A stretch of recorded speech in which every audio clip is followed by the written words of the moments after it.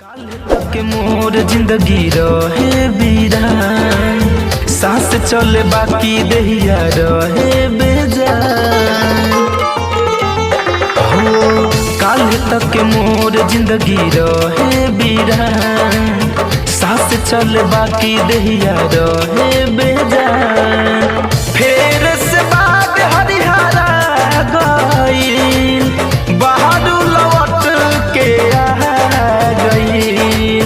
चलो ना जई हो दिया दिलवा के, फेर से तू बुझा।